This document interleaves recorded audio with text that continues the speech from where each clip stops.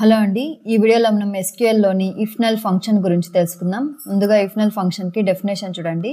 If null function in SQL is used to handle null values by replacing them with a specified default value. It is commonly used to ensure that queries return meaningful data even when some fields have missing అంటే null values. So ఈ if null function అనేది మనం ఒక సినారియోలో use చేద్దాం ఇప్పుడు. So scenario ఏంటంటే, you have a table employees with phone number, email and address. You want to get the first available contact information in the order. So ఇక్కడ order వచ్చేసి phone number, email and address అనే columns ఉన్నాయి.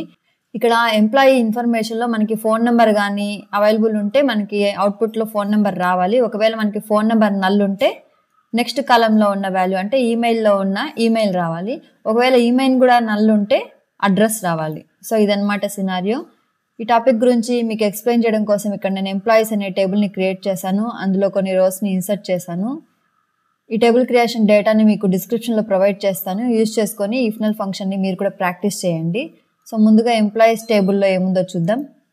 So employees టేబుల్లో నాకు employee ID, phone number, email and address ఉంది. So ఇక్కడ first employee ID 1కి phone number ఉంది, కానీ ఈమెయిల్ నల్ ఉంది, అడ్రస్ ఉంది. ఫస్ట్ ప్రియారిటీ ఫోన్ నెంబర్ కోసం కాబట్టి ఇక్కడ ఫోన్ నెంబర్ మనకి అవుట్పుట్లో డిస్ప్లే అవుతుంది.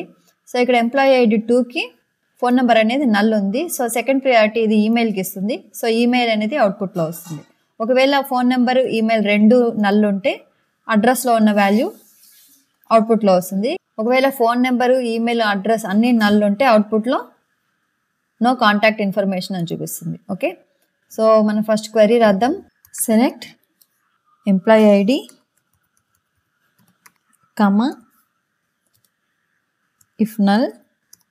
సో ఇక్కడ నేను ఇఫ్ నల్ ఫంక్షన్ యూజ్ చేస్తున్నాను. సో ఈ ఇఫ్ నల్ ఫంక్షన్ లోపల ఫస్ట్ నేను ఫోన్ నెంబర్ ఇస్తాను. సో ఫస్ట్ ప్రియారిటీ నేను ఫోన్ నెంబర్కి ఇస్తున్నాను కాబట్టి ఫోన్ నెంబర్ అనే కాలమ్ నేమ్ ఇస్తున్నాను. కమా ఒకవేళ ఫోన్ నెంబర్ కానీ నల్ ఉంటే నాకు నో కాంటాక్ట్ ఇన్ఫర్మేషన్ అని చూపించాలి.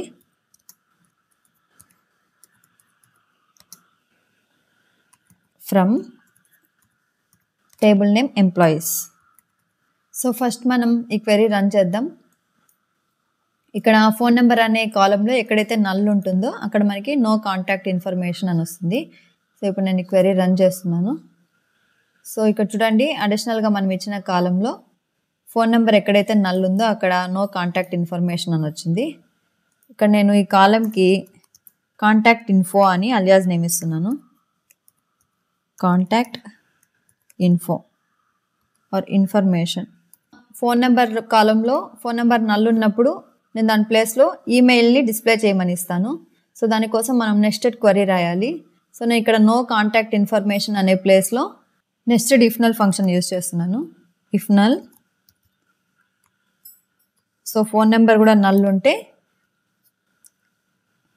ఈమెయిల్ అనే కాలం నుంచి వాల్యూస్ రావాలి. సో ఈమెయిల్ కమా కొటేషన్స్లో నో కాంటాక్ట్ ఇన్ఫర్మేషన్ అని ఇస్తాను. సో ఇప్పుడు ఈ క్వెరీ రన్ చేద్దాం. ఫస్ట్ ప్రియారిటీ ఫోన్ నెంబర్ ఉంటే ఫోన్ నెంబర్ ఇస్తుంది. ఫోన్ నెంబర్ కానీ నల్ ఉంటే ఇక్కడ jane.example అనే ఈమెయిల్ ఐడి డిస్ప్లే చేస్తుంది. సో ఇప్పుడు చూడండి, ఫోన్ నెంబర్ నల్ ఉన్నప్పుడు ఈమెయిల్ ఐడి డిస్ప్లే చేసింది. సో ఒకవేళ మనకి both phone number and email కానీ నల్ ఉంటే మనకి అడ్రస్ని చూపించాలి అంటే మనం సింపుల్గా క్వెరీలో ఇక్కడ నో కాంటాక్ట్ ఇన్ఫర్మేషన్ తీసేసి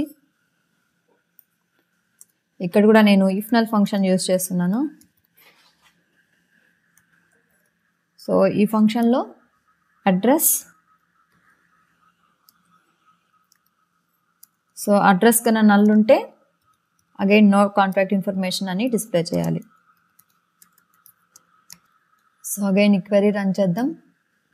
నేను ఈ సెలెక్ట్ స్టేట్మెంట్లో phone number, email and address ఇస్తాను.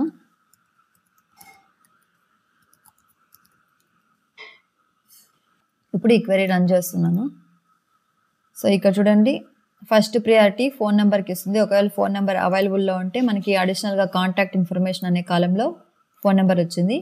ఒకవేళ ఫోన్ నెంబర్ నల్ ఉంటే నెక్స్ట్ ప్రియారిటీ ఈమెయిల్కి ఇస్తుంది. సో ఈమెయిల్ వచ్చింది. ఒకవేళ 2 phone number and email null ఉంటే ఇది అడ్రస్ చెక్ చేస్తుంది. సో అడ్రస్లో ఉన్న వాల్యూని ఈ కాలంలో ఇస్తుంది. ఒకవేళ 3 కాలమ్స్ నల్ ఉంటే నల్ వస్తుంది. ఓకే, ఈ నెస్టెడ్ క్వెరీలో ఇన్నర్ మోస్ట్ వాల్యూని డిస్ప్లే చేస్తుంది. ఓకే, సో డిస్క్రిప్షన్లో ప్రొవైడ్ చేసిన టేబుల్ క్రియేషన్ శాంపుల్ డేటాను యూస్ చేసుకొని మీరు కూడా ఇఫ్నల్ ఫంక్షన్ని ప్రాక్టీస్ చేయండి. అలాగే ఈ వీడియో కానీ మీకు నచ్చినట్లయితే తప్పకుండా లైక్ చేయండి, సబ్స్క్రైబ్ చేయండి. Thanks for watching.